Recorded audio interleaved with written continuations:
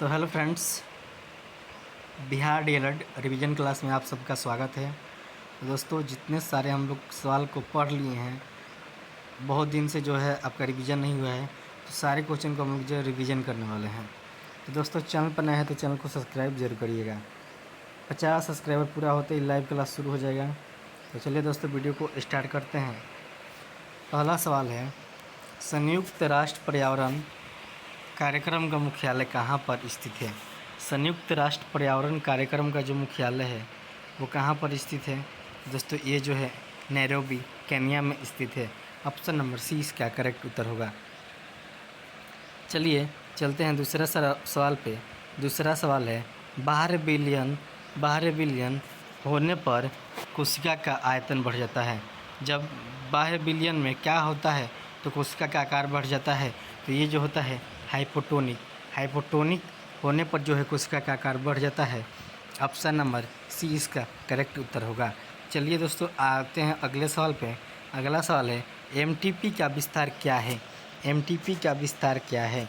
MTP का विस्तार क्या है? तो ये जो इसका करेक्ट उत्तर होगा, medical terminal of pregnancy. Medical termination of pregnancy इसका करेक्ट उत्तर होगा। ऑप्शन नंबर डी इसका करेक्ट उत्तर होगा। दोस्तों, चैनल पर नया है तो चैनल को सब्सक्राइब जरूर करिएगा। अगला सवाल आपकी स्क्रीन पर आ चुका है, जड़त्व का एसआई मात्रक क्या है? जड़त्व का एसआई मात्रक क्या है? दोस्तों, ये जो है केजी होता है। ऑप्शन नंबर बी इसका करेक्ट उत्तर होगा। चलिए आते हैं अगले सवाल पर। अगला सवाल है, निम्नलिखित में से कौन गुणसूत्र में मौजूद है? कौन जो है इसमें गुणसूत्र में मौजूद है? तो ये जो है गुणसूत्र में गुणसूत्र बिंदु मौजूद है। ऑप्शन नंबर बी इसका करेक्ट उत्तर होगा। चलिए दोस्तों, चलते हैं अगले सवाल पे। अगला सवाल है, निम्नलिखित में से कौन एक तत्व नहीं है? इसमें से जो है कौन एक तत्व नहीं है? बताइए दोस्तों, इनमें से कौन सा जो है एक तत्व नहीं है? Marble, bromine, oxygen, zinc. तो ये जो करेक्ट उत्तर होगा ऑप्शन नंबर ए, मार्बल जो है एक तत्व नहीं है। अगला सवाल पे आते हैं। अगला सवाल है, निम्नलिखित में से कौन कवक के एक उदाहरण है? निम्नलिखित में से कौन कवक के उदाहरण है? कौन सा जो है कवक के उदाहरण दोस्तों? तो ये जो है ईस्ट, डॉट स्टूल, पुकीनिया, ये सभी जो है कवक के उदाहरण है। चलिए चलते हैं अगले सवाल पे। अगला सवाल है, मेंडलीफ की आवर्त सारणी में बाद में खोजे जाने वाले तत्वों के लिए अंतराल छोड़े गए थे। निम्नलिखित में से किस तत्व को बाद में आवर्त सारणी में स्थान मिला? मेंडलीफ की जो आवर्त सारणी था उसमें बाद में खोजे जाने वाले तत्वों के लिए जगह छोड़े गए थे, उसमें से किस तत्व को बाद में आवर्त सारणी में स्थान मिला था? तो दोस्तों, ये जो था जर्मेनियम था। ऑप्शन नंबर ए इसका करेक्ट उत्तर होगा। चलिए दोस्तों, आते हैं अगले सवाल पे। अगला सवाल है, अम्ल क्षार के साथ अभिक्रिया कर क्या देता है?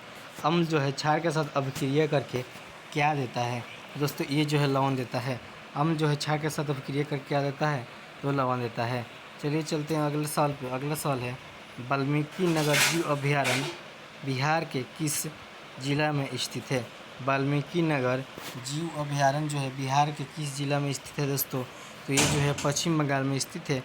ऑप्शन नंबर ए इसका करेक्ट उत्तर होगा। दोस्तों, चैनल पर नया है तो चैनल को सब्सक्राइब जरूर करिएगा।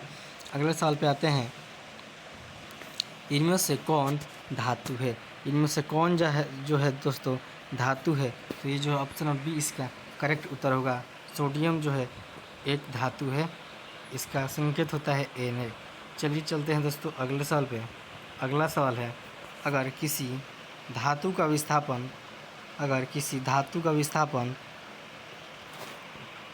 समय के वर्ग के समानुपाती है तो वस्तु की गति कर रही होगी। अगर किसी वस्तु का विस्थापन जो है समय के वर्ग का समानुपाती है तो वस्तु गति कर रही है। तो वह जो वस्तु जो है दोस्तों एक समान चाल से चल रही है। वस्तु का विस्थापन जो है समय के समानुपाती है तो वस्तु जो है एक समान त्वरण से गति कर रही है। चलिए दोस्तों, चलते हैं अगले सवाल पे। अगला सवाल है, बैटरी से प्राप्त विद्युत धारा किस प्रकार की होती है? बैटरी से प्राप्त विद्युत धारा जो होती है दोस्तों किस प्रकार की होती है? तो ये जो होता है डीसी होता है। क्या होता है? डीसी होता है। ऑप्शन नंबर सी इसका करेक्ट उत्तर होगा। बैटरी से हमें जो है डीसी धारा प्राप्त होता है।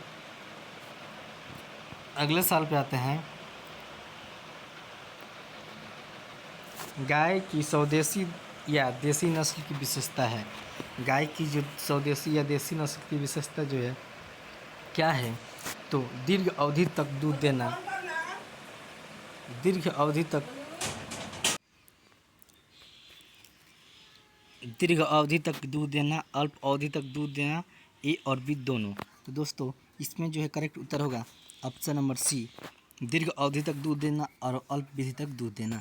चलिए दोस्तों चलते हैं अगले सवाल पे। अगला सवाल है, चार द्रव ए बी सी डी का अपेक्षित घनत्व क्रमशः इतना दिया है तथा 13:5 है। एक वस्तु इन सभी द्रवों में बारी बारी से डुबाया जाता है, इनमें से किस द्रव में उस वस्तु का ज़्यादा हिस्सा डूबा रहेगा। तो दोस्तों इसमें से जो है किस में ज़्यादा हिस्सा डूबा रहेगा, तो ऑप्शन नंबर सी इसका करेक्ट उत्तर होगा। सॉरी,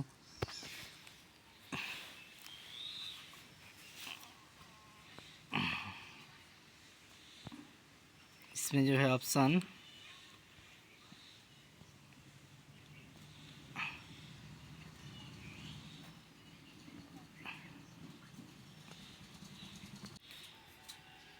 इसका करेक्ट उत्तर होगा ऑप्शन नंबर सी। चलिए चलते हैं अगले सवाल पे। अगला सवाल है, द्रव का गैस में बदलना कहलाता है। द्रव का गैस में बदलना क्या कहलाता है दोस्तों, तो ये जो है वाष्पीकरण कहलाता है। ऑप्शन नंबर ए इसका करेक्ट उत्तर होगा। चलिए आते हैं अगला सवाल पे। अगला सवाल है, एमनियोटा समूह में शामिल है। एमनियोटा समूह में क्या शामिल है, तो ये जो है दोस्तों सिरपक्ष, पक्षी और स्तनधारी जो है शामिल है। ऑप्शन नंबर डी इसका करेक्ट उत्तर होगा।